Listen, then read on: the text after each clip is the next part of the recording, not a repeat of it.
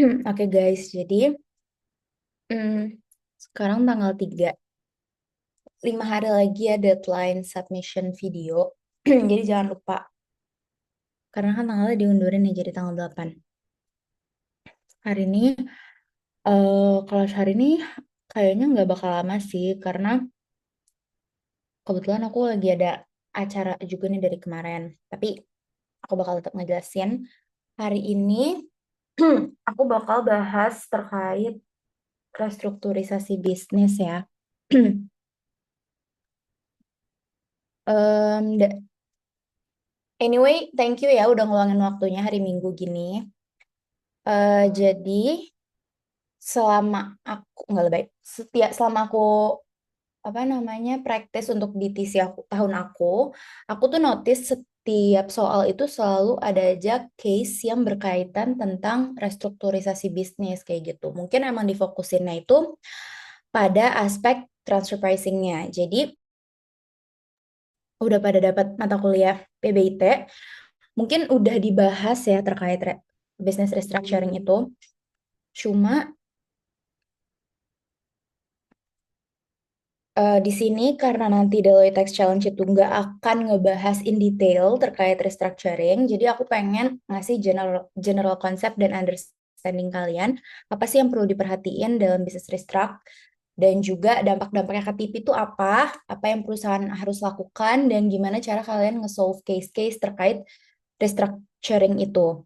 Oke, maaf ya materinya seadanya banget, cuma mungkin aku akan lebih banyak ngeluarin lewat omongan gitu. Nah, kalau business restructuring dalam transfer pricing itu tuh diaturnya spesifiknya di Chapter 9 OECD TP Guidelines. Kalau kalian tahu restrukturisasi itu tuh apa sih gitu ya. Basicnya restrukturisasi tuh adanya perubahan bentuk usaha gitu. Terjadinya tuh biasanya dalam perusahaan multinasional gitu, atas berbagai macam grup ya. Maksudnya terdiri dalam satu grup, kemudian dalam grup ini tuh banyak anak-anaknya yang tersebar di berbagai negara kayak gitu. Nah, restrukturisasi ini itu merupakan redeployment gitu atau perubahan fungsi, aset, risiko dari suatu anak grup perusahaan dari yang tadinya fungsinya A menjadi B, atau yang tadi fungsi A itu berada di perusahaan di Indonesia, kemudian diubah fungsi tersebut dipindahkan ke perusahaan yang ada di Malaysia gitu misalkan. Intinya adanya perubahan, kemudian penggantian fungsi aset dan risiko. Nah, kalau kalian pikirin nih, eh, pikirin dalam artian luas gitu. Kalau misalnya restrukturisasi bisnis, itu kan pasti akan ada transfer of assets kayak gitu ya. Dan kalau kita melakukan transfer of assets, itu tuh pasti akan ada bayaran atau peningkatan harga, atau ada yang namanya kompensasi. Nah, atas bayaran-bayaran tersebut, itu kan tentu akan ada implikasi-implikasinya dong.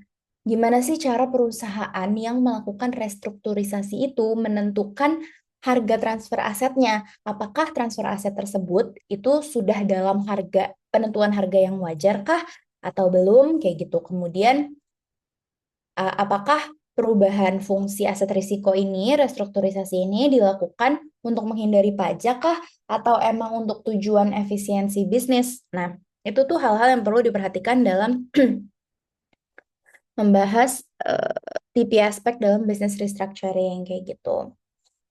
Nah, kalau kalian lihat juga di sini aim dari adanya business restructuring dalam TP aspek itu tuh untuk menentukan apakah kompensasi yang timbul dari restrukturisasi itu udah berada dalam rentang harga yang arm's length gitu atau wajar. Baik baik saat dilakukan restrukturisasi atau setelah dilakukan restrukturisasi. Nah, kemudian juga kalau kalian melakukan restrukturisasi, itu nah, pasti akan ada perpindahan aset nih kalau kalian lihat tangible assets maupun intangible. Tangible assets, misalkan tadi perusahaan A di Indonesia, itu tuh dia fokus di manufakturnya grup perusahaan, berarti kan semua mesin ada di dia gitu ya. Kemudian setelah restrukturisasi, manufacturer mau dipindahin ke negara ini aja deh, berarti mesinnya jadi pindah juga ke anak perusahaan, anggota perusahaan yang ada di negara tersebut. Kemudian intangible assets pun juga bisa berubah dan lain sebagainya ya. Nanti akan ada ilustrasinya. Em, oke.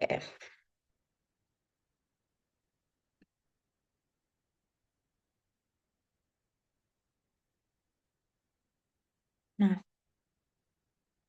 kayak gini contohnya. Sebelum restructuring, itu misalkan perusahaannya tuh simple nih, kayak gini aja gitu. Cuma ada LLM Singapura, kemudian dia itu yang dia holding company-nya atau induk dari PT ABC gitu yang merupakan fully fledged manufacturer yang berdomisili di Indonesia gitu. Kemudian dari Indonesia, dari PT ABC di Indonesia, itu dia langsung kirim ke third party and customer. Nggak ada perantaranya dan lain sebagainya lah. Intinya langsung ke end customer. Kemudian setelah restructuring, post restructuring, ini kayak aku lupa edit, itu dia menjadi lebih kompleks nih. Ibaratnya jadi lebih merinci mana perusahaan yang memegang fungsi ini, mana yang memegang fungsi ini. Nggak semuanya itu terkumpul di dalam PT ABC. Sekarang Holdco Singapore masih tetap memiliki PT ABC nih. Dia masih fully fledged. Tapi atas fungsi research and development-nya itu dia pindahkan atau dia alihkan ke sister company-nya yang ada di Ireland. Jadi sekarang Ireland karena dia fokus bisnisnya berubah jadi R&D ada di dia, otomatis intangible assets dalam bentuk intellectual property juga berubah dong ke Ireland. Kemudian centralized services juga dipindahkan gitu. Sebenarnya tujuannya apa sih? Ada restructuring ini gitu ya. Em, restructuring ini kantor pajak tuh sebenarnya bisa aja mikir restrukturisasi ini dilakukan untuk menghindari pajak gitu. Jadi nanti kalau misalkan kalian lagi presenting kasus kalian dan jawaban kalian di depan judges, kalian harus bisa menjawab seakan-akan kalian tuh konsultan yang lagi memberikan saran ke klien kalian gitu. Karena restrukturisasi ini tuh bisa aja timbul sebagai kasus objection, kemudian juga bahkan bisa loh dibawa ke banding. Nah, jadi kan kalian harus ngasih masukan nih ke klien kalian untuk membuktikan bahwa restrukturisasi kita ini semata-mata dilakukan untuk efisiensi bisnis. Apa aja sih yang bisa wajib pajak lakukan? Mungkin aku bahas nanti setelah ini ya. Kita intinya harus tahu nih kalau restrukturisasi ini dilakukan bukan untuk menghindari pajak. Kalau kalian lihat dari ilustrasi yang ada di layar, ini kan yang di sebelah kanan nih perusahaannya tuh jadi lebih kompleks ya. Tujuannya tuh untuk apa? Kenapa dibilang untuk tujuan efisiensi bisnis gitu? Hmm. Tadinya PT ABC itu merupakan fully fledged manufacturer gitu. Kalau fully fledged manufacturer berarti semua aktivitas ada di dia dong. Revenue dia peroleh, tapi biaya juga banyak yang dia keluarkan, kayak gitu misalnya. Tadinya anggota grup perusahaan LLM Holdco Singapore itu setiap perusahaannya, setiap anak perusahaannya itu punya divisi service masing-masing. Jadi PT ABC punya divisi manajemen service sendiri. Kemudian anggaplah ada anak perusahaan lain gitu ya di Singapura, misalnya ABC Ltd gitu. Di Singapura juga punya divisi service manajemen service sendiri. Nah, kalau kita lihat dari kacamata grup secara luas gitu ya, itu sebenarnya kurang efisien. Kenapa? Karena setiap anak-anak perusahaan harus mengeluarkan biayanya masing-masing gitu, yang mana kan jadi banyak banget ya biaya yang dikeluarin grup secara keseluruhan karena perusahaan di Indonesia ngeluarin biaya sendiri yang banyak untuk servisnya, untuk divisi servisnya, gaji karyawannya misalnya, kemudian perintilan-perintilan yang diperlukan divisi servis itu untuk bekerja gitu dikeluarin sendiri sama PT ABC. Kemudian ABC Ltd di Singapura juga harus ngeluarin biayanya sendiri untuk divisinya kayak gitu. Nah, dibandingkan kayak gitu terus kayak gitu ya. si LLM Holdco Singapore ini mikir setelah bertahun-tahun beroperasi, daripada kita buang-buang biaya untuk masing-masing divisi yang ada di masing-masing entity secara terpisah, kenapa untuk manajemen service ini gak kita sentralisasi aja, gak kita pusatkan aja gitu di salah satu anak perusahaan kita juga, tapi di negara lain gitu. Jadi terfokus nih gitu, terspesialisasi untuk manajemen service itu dipegangnya semata-mata oleh QWS ini kayak gitu. Nah, kalau kayak gini kan jadi lebih terspesialisasi ya gitu. Perusahaan grup perusahaannya secara as a whole gitu lebih terspesialisasi. Mana perusahaan yang fokusnya di service, mana perusahaan yang fokusnya di manufacture dan lain sebagainya, mana perusahaan yang di distribusi kayak gitu. Jadi sekarang dengan adanya QWS ini, manajemen service untuk setiap anggota-anggota grup perusahaan itu akan diberikan oleh si QWS ini, QWS ini. Nanti QWS ngasih ke PT ABC, kayak gitu ya. Intinya lebih terfokus dan lebih terspesialisasi. Kemudian sama juga nih, daripada PT ABC banyak-banyak ngeluarin biaya, karena kan dia fully fledged ya, dia banyak ngeluarin biaya harus untuk manufakturnya tadinya, kemudian untuk distribusi tadinya juga dia sendiri yang megang. Belum lagi penelitian, aset-asetnya juga gede, mendingan untuk aktivitas yang berhubungan dengan intangible assets, itu kita alihkan aja ke Ireland Co. Jadi semua yang berhubungan dengan R&D, kemudian revenue yang diterima dari research and development tersebut, biaya yang dikeluarkan untuk melakukan research and development itu difokuskan di Ireland aja. Jadi nanti setelah Ireland ngelakuin R&D, kemudian udah dapat nih intangible assets-nya, misalkan dapat hak paten atau merek dagang, nanti anak-anak perusahaan yang lain, sister company yang lain, kalau ingin memproduksi barang, ingin menempelkan merek dagang atau intangible assets-nya, bisa langsung dibeli nih. Langsung beli aja ke sister company-nya yang emang fokus dalam aktivitas R&D kayak gitu. Jadi sebenarnya tujuan dilakukan restrukturisasi kalau perusahaan yang emang wajarnya itu ya untuk efisiensi bisnis, untuk spesialisasi bidang usaha, untuk lebih mengatur lah ya agar grup perusahaan as a whole itu lebih tersistematis kayak gitu. Dan setiap anak-anak perusahaannya secara segi biaya itu lebih efisien. Kurang lebih seperti itu. Nah, nah sampai sini ada yang mau nanya nggak ya?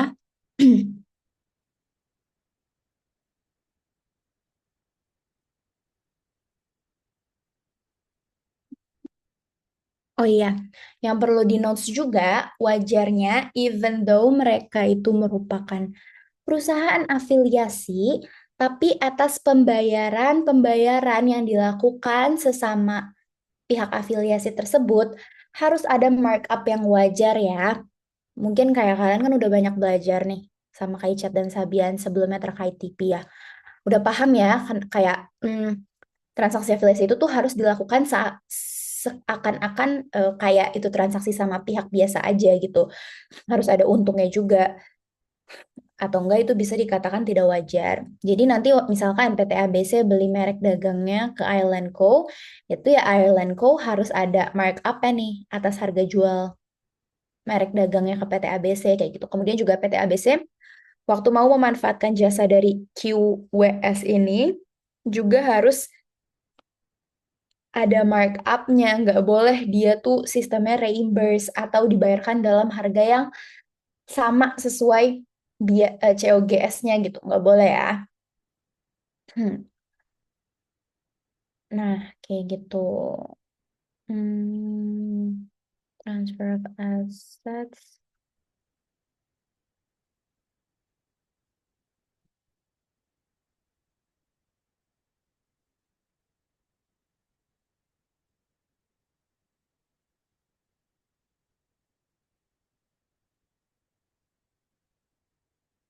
Oke, lanjut. Nah, transfer pricing aspects ya. Sebenarnya tadi aku udah berkali-kali bilang, Yang diperhatikan atau tipe aspek dari restrukturisasi bisnis itu, apakah pengalihan asetnya, kemudian pembayaran yang dilakukan, atau kompensasi yang terjadi itu dilakukan atau dibayarkan dalam harga yang wajar kah atau enggak? Kalau kalian bertanya-tanya, emang kalau restrukturisasi atau perubahan bentuk usaha, segi pembayarannya tuh di mana gitu? Apa sih yang diuji? Emang ada pembayaran ya? Bukannya cuma ngubah fungsi doang ya? Nah, kalau kalian pikirin dalam-dalam, kayak tadi nih, misalkan tadi PT ABC di Indonesia itu dia fully fledged manufacturer. Kemudian setelah adanya restrukturisasi, grup perusahaan nih rembuk-rembukan gitu nih, anggaplah rapat gitu ya. Oh ya udah deh, untuk fungsi R&D itu dipindahin aja ke Ireland Co. Kayak gitu ya. Berarti kan saat pemindahan fungsi R&D dari Indonesia ke Ireland itu kan ada yang namanya transfer of assets ya. Aset-aset intangible atau IP yang sebelumnya udah dimilikin sama PT ABC Indonesia itu dipindahkan ke Ireland Co. Kayak gitu. Karena sekarang yang megang bagian R&D itu di Ireland kayak gitu. Jadi ada pemindahan aset nih dari Indo ke Ireland kayak gitu.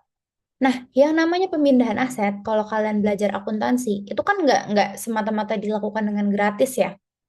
Tapi kan harus ada revaluasi. Nah, kalau kalian ingat tuh di akuntansi, revaluasi aset kayak gitu ya. Dicek dulu nih, aset yang kita punya sekarang emang kan kalau aset itu kan setiap tahun mengalami depresiasi, nilainya turun-turun terus ya.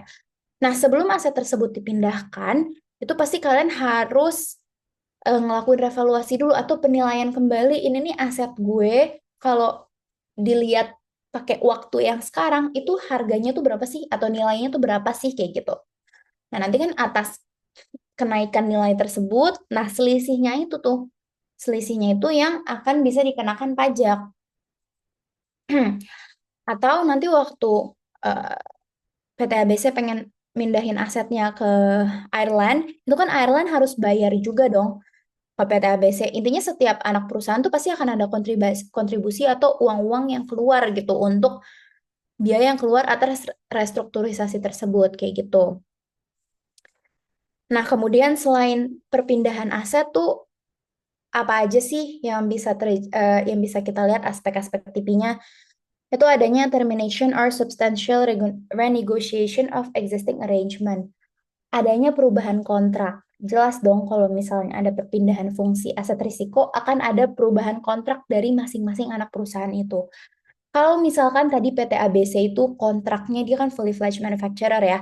Jadi dia punya banyak kontrak nih, kontrak-kontrak sama customernya, kontrak-kontrak sama pemasok ya misalnya, atau nggak kontrak sama perusahaan atau bank kayak gitu ya.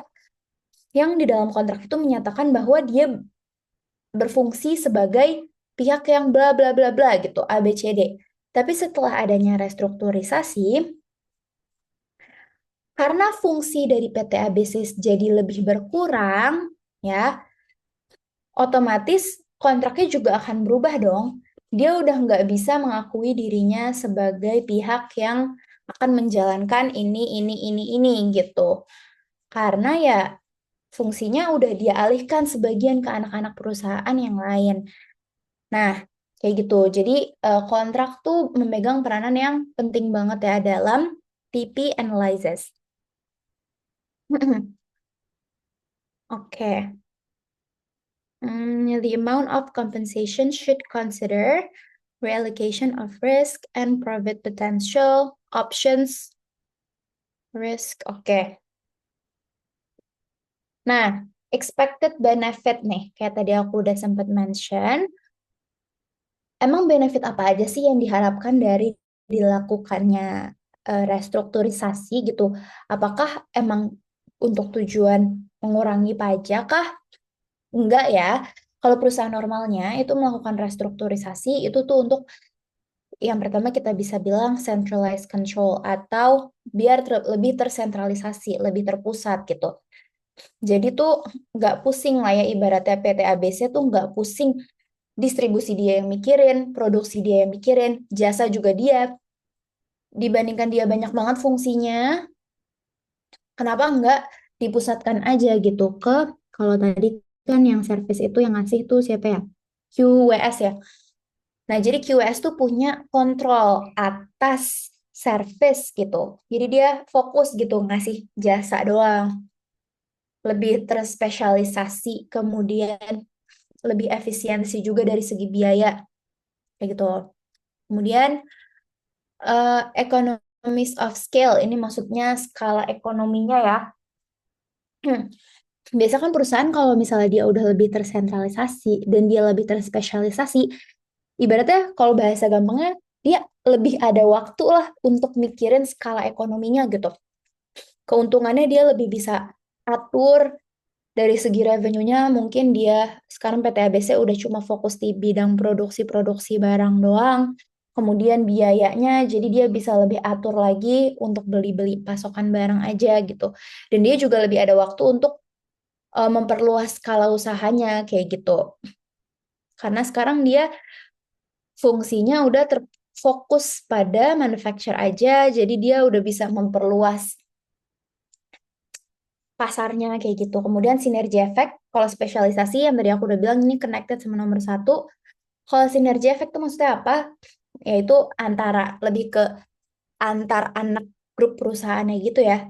Jadi lebih ada sinergi lah antara anak perusahaan A dengan anak perusahaan B di Indo dan di Ireland kayak gitu. Karena ibaratnya PT ABC yang bergerak di manufacture itu gak bisa berdiri sendiri, gak bisa menjual tanpa adanya bantuan dari merek dagang yang dijual oleh sister company-nya di Ireland, kayak gitu. Nah, yang masalah kompensasi ini bakal aku bahas nih. Jadi, sorry. Nah, tadi kan aku udah sempat mention ya, DJP tuh bisa aja bertanya-tanya, ini lo restrukturisasi buat ngindarin pajak kan? Pasti kayak lo tuh melakukan restrukturisasi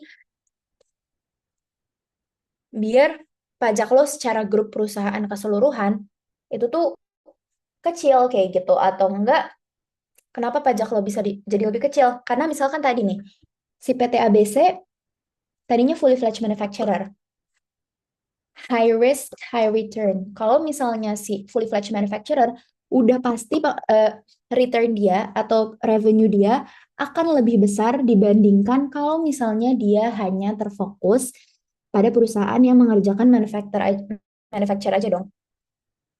Tadi dia fully fledged manufacturer nih. Dia melakukan produksi barang. Kemudian dia R&D juga. Dia juga yang melakukan distribusinya. Dia juga yang ngasih servisnya. Banyak kan cabang-cabang, maksudnya cabang pekerjaan di dalam satu perusahaan itu. Otomatis penghasilannya lebih gede dong. Ada revenue dari service, ada revenue dari distribusi, kemudian ada revenue dari manufacturer, revenue dari kegiatan R&D-nya atau dari intangible property-nya gitu. Lebih banyak nih revenue-nya. Setelah dilakukan restrukturisasi, dia ingin fokus, gue di manufacture aja deh. Distribusi gue kasih ke anak perusahaan yang ini, service gue kasih ke anak yang ini, R&D gue kasih ke anak yang ini, kayak gitu ya. Jadi sekarang dia lebih terfokus di manufacture aja. Ya otomatis revenue lebih kecil dong, karena dia sekarang cuma ngasih pekerjaan dalam bentuk revenue. Dalam bentuk manufacture. Nah, DJP tuh mikirnya pasti kayak gitu gitu. Kayak lu ngindarin pajak kan, lo penghasilan lu jadi kecil soalnya kayak gitu. Nah, untuk bisa ngebuktiin itu, baik banget kalau nanti kalian misalkan ada case terkait restructuring, kalian kasih saran nih dengan percaya diri ke depan judges, kayak gitu. Tekankan lagi gitu. Jadi selain menjelaskan kasusnya, menjawab pertanyaan dari kasusnya, karena nanti tuh kasusnya tuh akan berbentuk, misalkan ya, aku nggak tahu nih tahun ini soal belum keluar, akan berbentuk restrukturisasi bisnis, bla bla bla. Nanti kalian jelasin nih, dari sebelumnya bentuk usahanya kayak gini, grup perusahaannya gini. Setelah restrukturisasi, grup perusahaan bentuknya jadi kayak gini-gini. Impact-nya tuh apa aja, nanti kalian jelasin. Kalian jelasin juga PT ABC tadinya fully fledged, sekarang jadi manufacturer doang. Terus R&D dipegang sama perusahaan ini, service ini, distribusi ini. Kalian jelasin dulu. Nah, setelah kalian jelasin perubahannya, dampaknya apa, kemudian nanti kalian kasih tahu juga TP aspeknya untuk bisa dikatakan wajar, PT ABC baiknya menggunakan pakai metode apa. Di akhir kalian tekankan lagi nih ke klien kalian, which is judges, kalau misalnya selama proses restrukturisasi ini itu akan timbul dispute gitu ya, atau akan arise pada proses pemeriksaan atau objection atau appeal, ter, apa banding, kalian bisa kasih saran ke perusahaan kalian, apa namanya? Klien itu harus bisa membuktikan bahwa restrukturisasi ini memang dilakukan semata-mata untuk efisiensi perusahaan. Kemudian, apa aja sih saran yang bisa kalian berikan kepada klien? Itu klien setidaknya harus bisa membuktikan. Bukti, kalau membuktikan itu kan harus ada wujud fisik ya.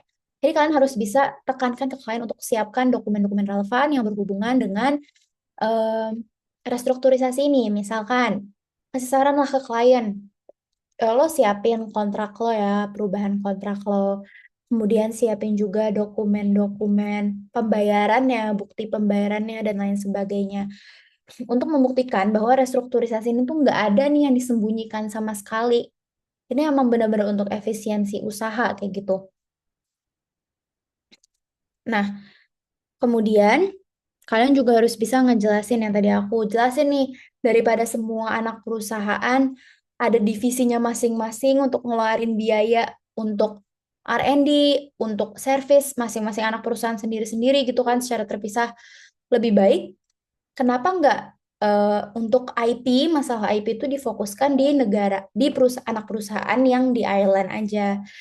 Service juga disentralisasiin ke perusahaan yang ini aja kayak gitu. Semata-mata untuk efisiensi bisnis. Jelasin juga nih ke klien, toh kalau misalnya kita lihat secara keseluruhan, pajak yang gue bayar tuh rasionya masih sama-sama aja kok sebanding sama revenue yang gue peroleh. Emang angkanya mendikit, tapi kan kalau dibandingin sama revenue gue yang turun, ya juga masih sebanding lah gitu. Tadinya kan pajak gue gede ya karena revenue gue gede gitu kan. Karena emang sumber sumber aktivitas gue tuh banyak. Kalau sekarang udah berkurang, ya udah pasti pajaknya berkurang. Tapi kalau dilihat secara keseluruhan grup perusahaan, sebenarnya kita semua masih bayar pajak dalam jumlah yang sama kayak gitu. Nah, hal yang perlu kalian note juga, satu hal yang penting untuk kalian kasih saran, kayak ini bisa jadi nilai plus banget sih. Karena ini banyak dibahas juga di kasus-kasus aslinya, di dunia nyata ya. Aku sendiri pun pernah bahas soal ini gitu ya. eh Kalian bisa kasih saran ke klien kalian untuk mempertimbangkan apakah restrukturisasi ini ingin dilakukan dengan nilai buku atau nilai pasar. Yang tadi aku udah jelasin, kalau kita restructuring itu kan pasti akan ada pengalihan aset ya. Nah, pengalihan aset ini bisa dilakukan dengan dua cara, yaitu menggunakan nilai buku atau nilai pasar. Jadi kalian bisa aja ngalihin aset kalian yang tadinya asetnya ini punya PT ABC, dialihin ke Ireland, itu kalian langsung alihin aja pakai nilai buku.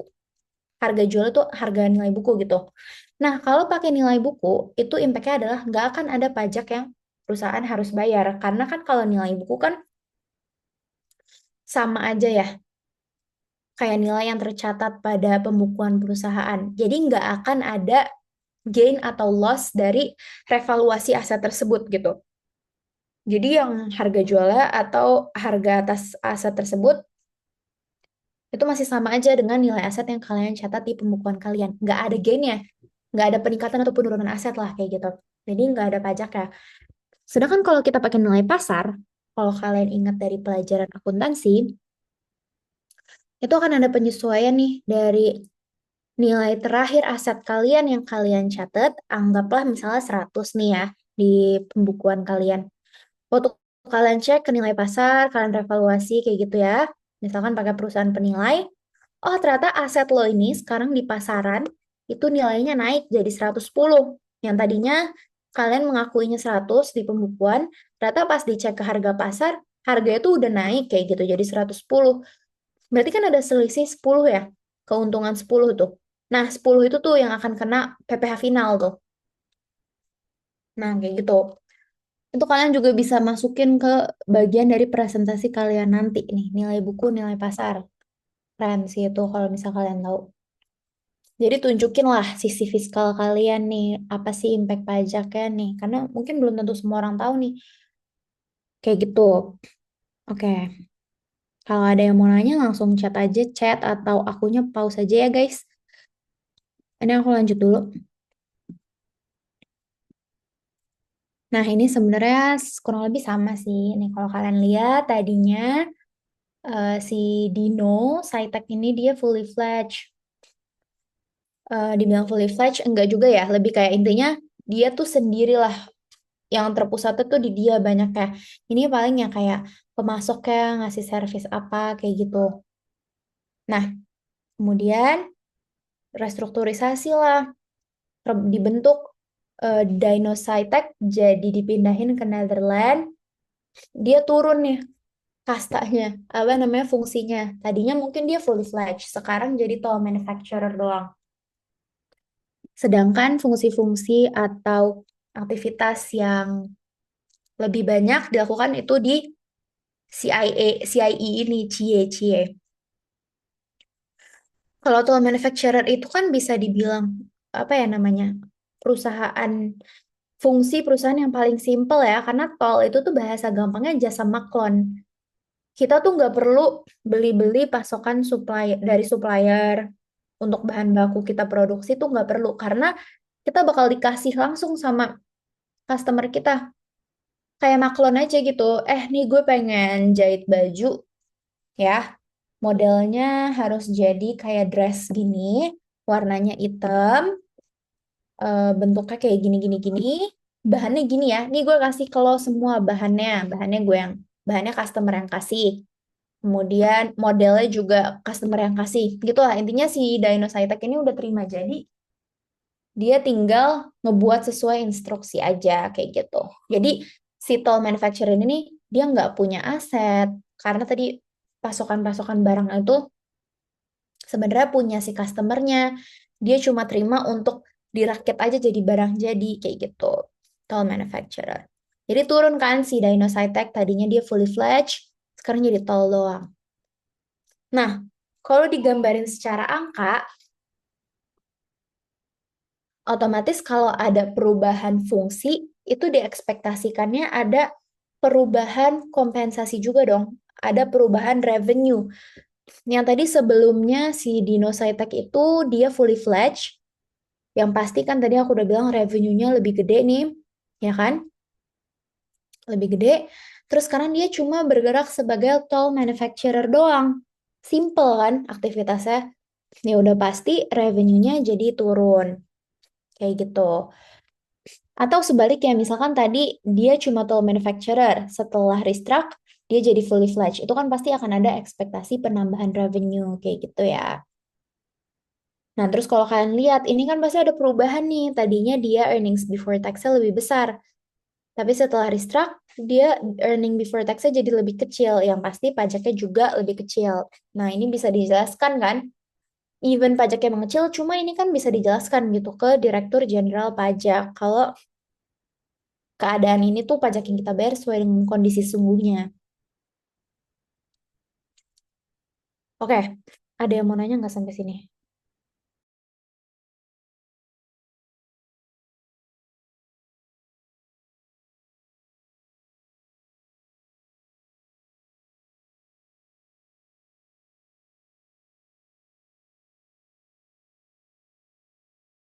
Kak, aku mau nanya, Iya, boleh. itu terkait buat yang pengalihan aset, apa namanya tadi nilai pasar sama nilai buku, PMK-nya ada nggak ya Kak, buat yang mengatur kalau biasa DJP ini bisa, apa namanya, bisa katakan kalau ini dispute gitu. Ada. Tapi aku lupa jujur nomor berapa, karena dia berubah-berubah terus kan. Cuma ada yang terbaru, nanti abis ini aku cari ya. Oke, thank you Kak. Oke.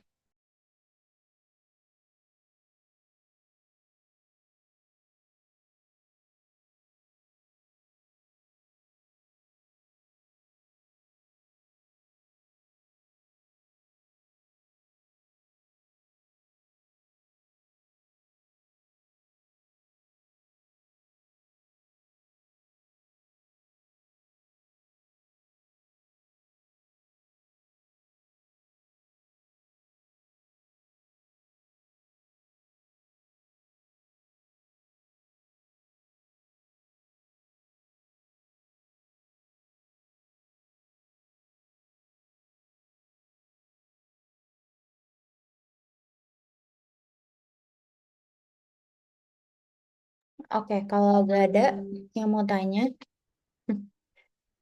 aku lanjut dulu ya. Sebentar.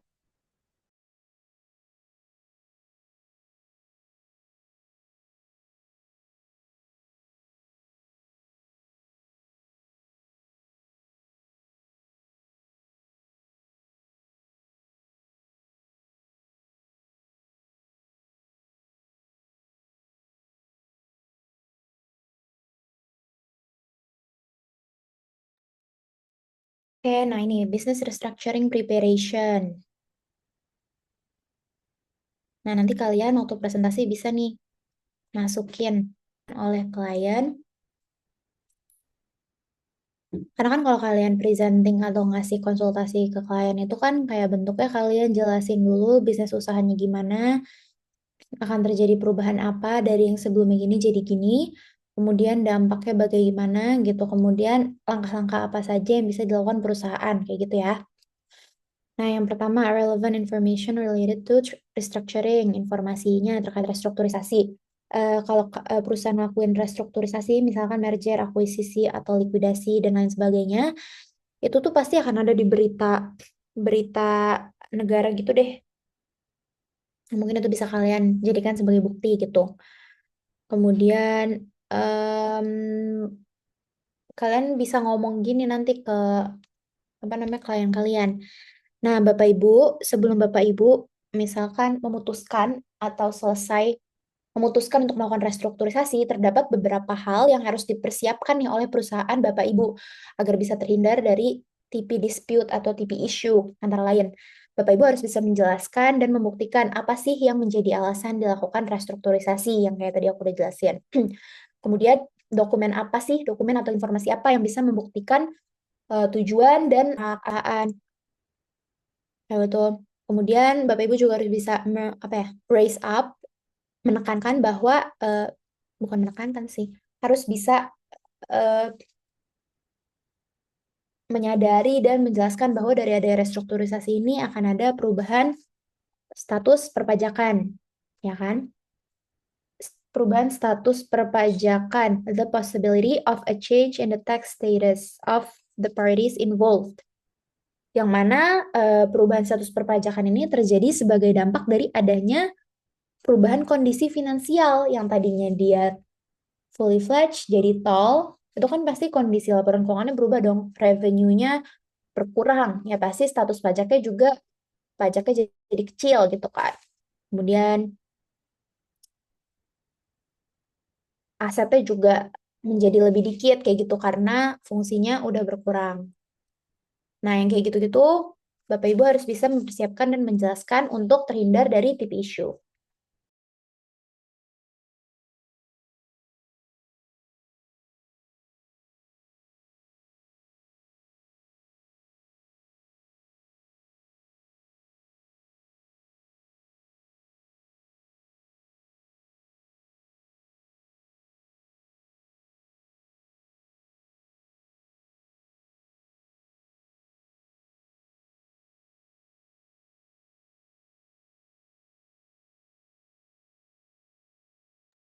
Oke, sampai situ ada yang mau nanya nggak?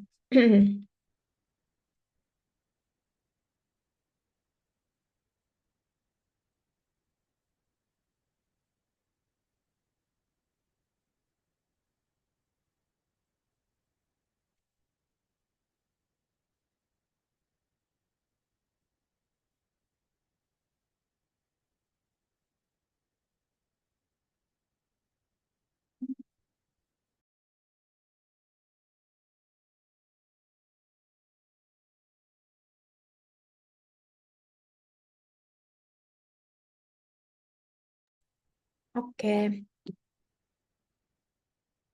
paling ya aku pengen ngingetin untuk deadline submission video. Aku nggak tahu kalian udah pada bikin itunya atau belum. Cuma intinya kan kalau kita lihat di videonya itu temanya the effectiveness of tax incentives in attracting IKN investors. Nah, aku pernah dapat pertanyaan, Kak boleh nggak sih kalau kita bahas topik yang lain? Menurut aku itu nggak banget lagi guys, karena karena topiknya ini, ya kalian harus fokus sama topik ini, kayak gitu ya.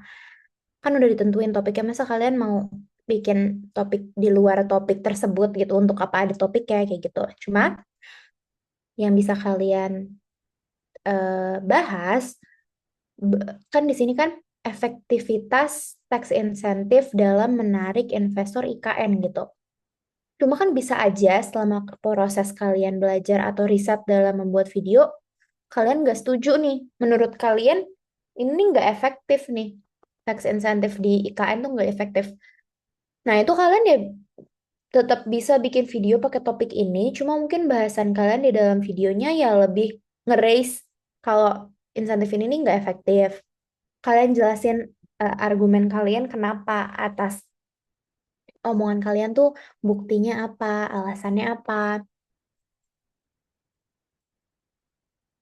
terus datanya tuh bagaimana, kayak gitu ya. Jadi kan kalau kita lihat kata-kata di sini, the effectiveness, efektivitas. Kalau efektivitas itu kan terminologinya artinya belum tentu efektif kan, tapi efektivitas itu tuh bisa tinggi atau rendah, kayak gitu loh.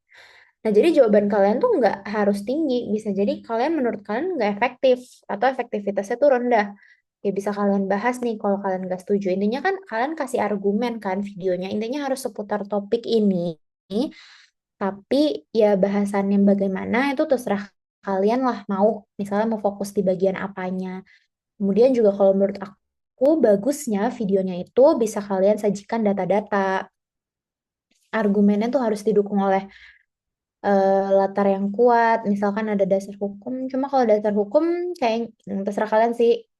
Atau kalian mau nge-raise aturan yang terkait global minimum tax itu.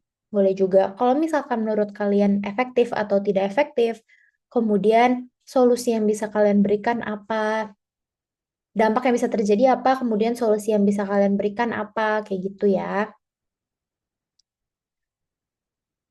Yes, Indonesia first round 14 November tuh, wow, 14 November.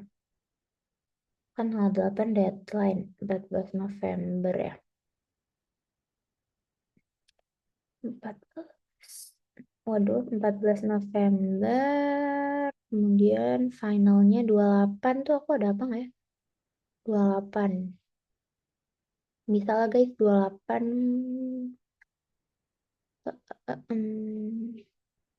Oke deh.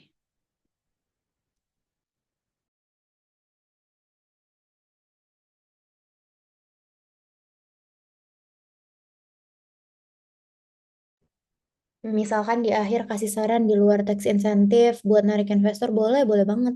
Menurut aku relevan sih. Nggak apa-apa, selagi kalian nggak, karena kan ini sebenarnya tuh kalau yang aku pahamin nih topiknya kan the effectiveness of tax incentives. Dia ini kayak bertanya-tanya nih, efektivitas tax insentif di IKN tuh gimana sih, efektif nggak ya, kayak gitu kan. Kalau nggak efektif, ya gimana sih yang lebih efektif tuh apa, kayak gitu.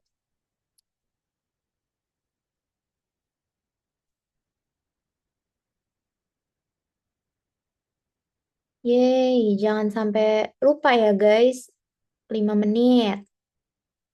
Kemudian, oh ya guys, selain topik, editan dan pembagian omongan itu juga diperhatiin. Kayak proporsinya jangan sampai Adilah doang yang ngomong, Zahranya cuma 5 detik aja, nah kayak gitu. Walaupun nggak mungkin juga, cuma maksudnya harus equal lah. Terus pakai bahasa Inggris. Iya, dimasukin Google Drive. Jangan lupa di email juga. Yap, kayak gitu deh.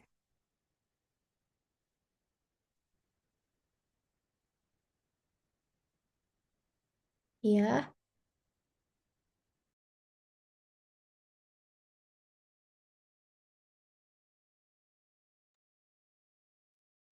CV sama transkrip dijadiin satu PDF atau gimana?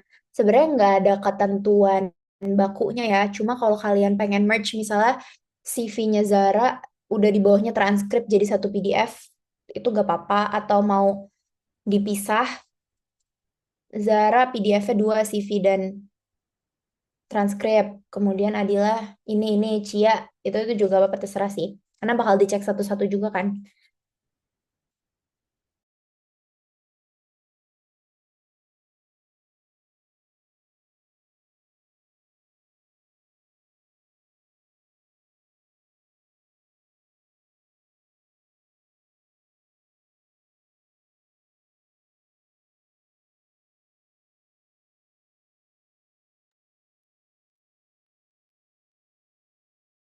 Bismillah ya.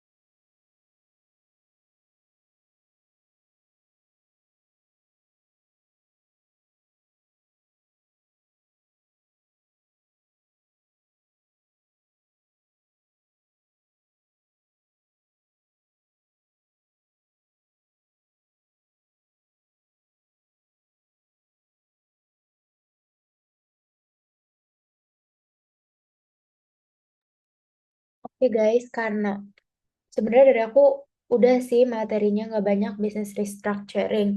Mungkin nanti pertemuan berikutnya aku pengen coba bikin offline. Bisa nggak sih? Tapi offline Sabtu Minggu gitu.